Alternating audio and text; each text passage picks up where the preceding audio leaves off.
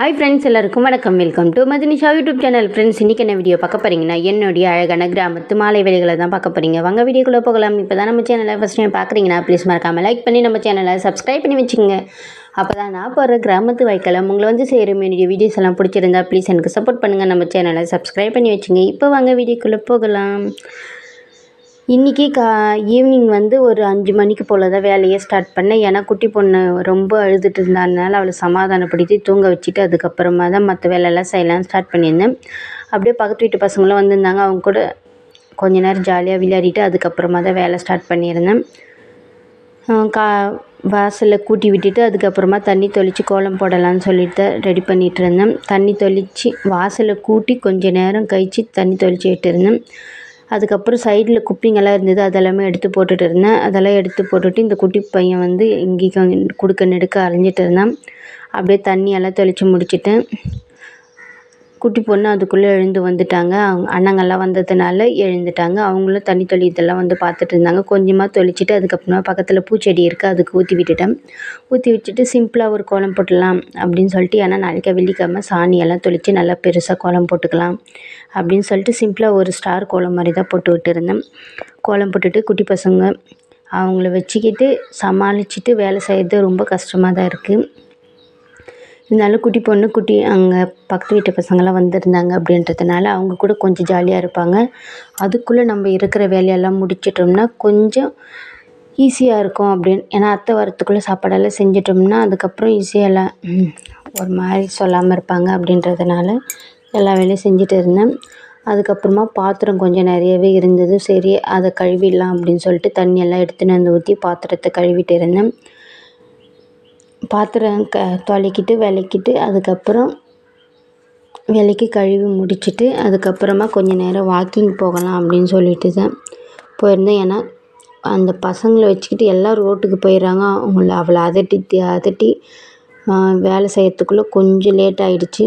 அதனால சீக்கிரமாக பாத்திரம்லாம் கழுவி முடிச்சுட்டு அதை கவுத்துட்டு அங்கே தேங்காய் கொஞ்சம் உணர்த்தி வச்சுருந்தோம். அது காய்ஞ்சிட்டு இருக்குது அப்படின்னு பார்த்துருந்தேன்.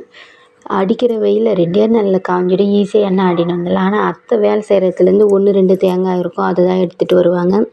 அப்படி இருந்தாலும் ஒரே மட்டும் ஆட முடியாது. நல்லா காய வச்சு ஒரு பிளாஸ்டிக் டப்பாவில் போட்டு வச்சிட்டோம்னா கடைசி அன்றைக்கி ஆடுறமோ அன்றைக்கி காலையில் நல்லா வெயிலில் காலையிலேருந்து ஒரு மதியம் 3 மணி வரையும் போட்டு விட்டுட்டு அதுக்கப்புறமா எண்ணெய் எடுத்துன்னு போனால் கரெக்டாக இருக்கும் அப்படின்றதுனால இந்த காக்காங்க வைக்க மாட்டேங்குது, எல்லாத்தையும் பொறுக்கி சாப்பிட்றாங்கனால ஒரு குச்சி போட்டு கவுத்து வச்சுருந்தேன்.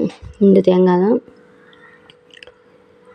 இதெல்லாம் ஏற்கனவே பழைய தேங்காய். இதெல்லாம் அந்த குடுக்கையில் இருக்கிறது மட்டும் நேற்று எடுத்துன்னு வந்தது ஒரே நாளில். சரின்னு குடுக்க அந்த தேங்காவெல்லாம் எடுத்துன்னு போய் வச்சுட்டு ஆட்டை அவுத்துடலான்னு சொல்லிட்டு கருப்பியை மட்டும் அவுத்துட்டேன், வெள்ளச்சி அவுத்துடலாம் அப்படின்னு சொல்லிட்டு போயிட்டு இருந்தேன். அதுக்கப்புறம் இந்த அந்த விறகுங்கெல்லாம் எடுத்துன்னு வந்து அப்படியே கும்பலாக போட்டுருந்தாங்க. சரி, அதெல்லாம் முடிஞ்ச அளவுக்கு கொஞ்சம் கொஞ்சமாக எடுத்து வைக்கலாம் அப்படின்னு சொல்லிட்டு அதை எடுத்து வச்சுட்டு இருந்தேன். நம்ம செடியில் ஃபஸ்ட்டு காய்க்கிற இந்த சீத்தாப்பழம் இப்போ தான் அழகாக சின்ன அளவுக்கு வந்திருக்கு. நல்லா பெருசாக அழுப்பாய்த்ததுக்கப்புறமா சாமிக்கு வச்சிட வேண்டியது தான். குட்டி பொண்ணு நான் எடுக்கிறத பார்த்துட்டு அவளுமே எடுத்துகிட்டு எடுத்துகிட்டு உடச்சி வைக்கிறேன்னு இது பண்ணிகிட்டு இருந்தா. அதுக்கப்புறம் எடுத்துன்னு போய் கொஞ்ச நேரம் விளையாடிட்டு போட்டுருவா. பாருங்கள், இவ்வளோ அழகாக எடுத்துகிட்டு போயிட்டுருக்காங்க. அதுக்கப்புறமா அதெல்லாம் ஒரு கொஞ்சமாக எடுத்து வச்சுட்டு அதுக்கப்புறமா சூரியனை பார்க்குறப்போ கரெக்டாக 6 மணி இருக்கும். இந்த டைமில் தான் பார்த்துட்டு இருந்தேன்.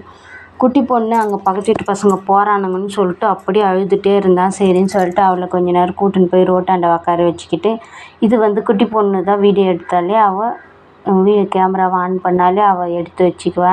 நான் சரி, நான் அவள் எடுத்ததாக கொஞ்சம் ஆட்டி எடுத்துருந்தா. அதுக்கப்புறமா ஆடு மேய்க்கிறேன்னு சொல்லிட்டு அவுத்து விட்ட கருப்பு குட்டியை பிடிச்சிக்கின்னு கொஞ்ச நேரம் மேய்ஞ்சிட்டு இருந்தா. வேணாம், விட்டுடுமா, அது இஷ்டம் தள்ளிட்டு போயிடும் அப்படின்றத விட்டுட்டா.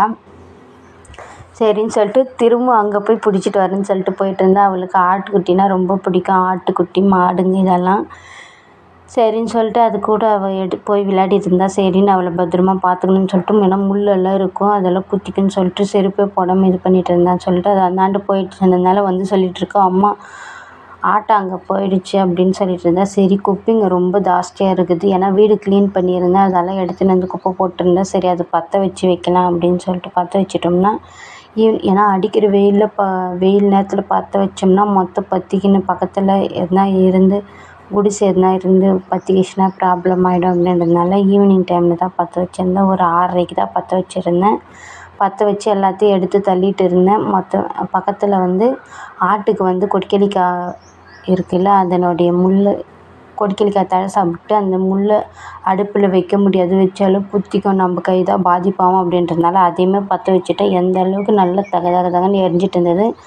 பக்கத்து வீட்டில் அவங்களும் ஒரு சில வேஸ்ட்டெல்லாம் இருந்தது, அவங்க எரிக்கணும்னு சொல்லியிருந்தாங்க. அது கூட எடுத்து போட்டுட்டு இருந்தாங்க. அதையுமே அதெல்லாம் தள்ளி விட்டு எரித்து முடித்தாச்சு.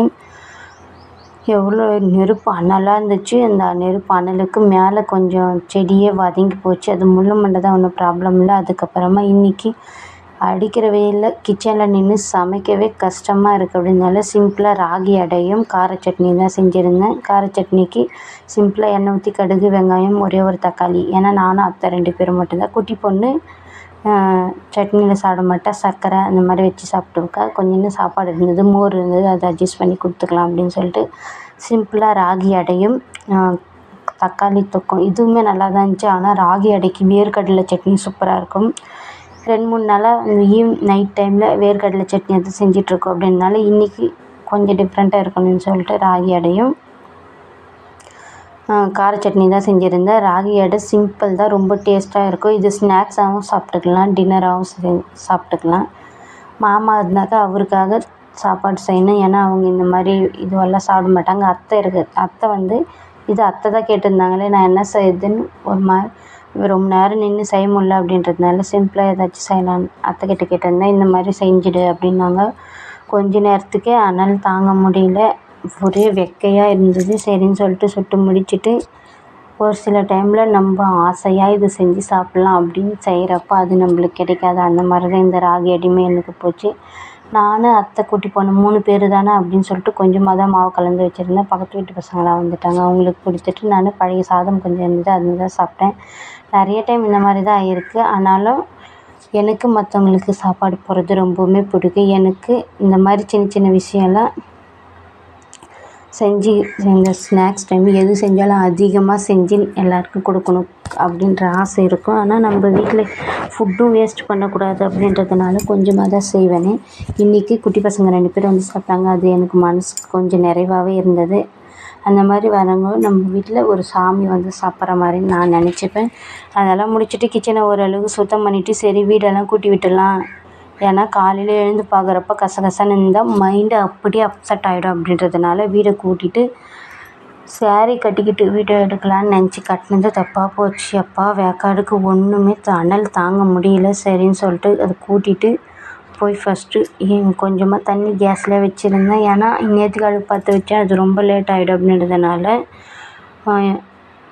கேஸ்லேயே பற்ற வச்சு குளித்து முடிச்சுட்டு வந்துட்டேன். இந்த கவரிங் செயின் போட்டதுனாலே என்னவோ அப்படியே கழுத்தெல்லாம் அறக்க ஆரம்பிச்சிச்சு. சரின்னு சொல்லிட்டு முள் மாதிரி குத்திருந்ததுனால அதுக்கு பவுடர் அடித்து முடிச்சாச்சு. இதோட வீடியோ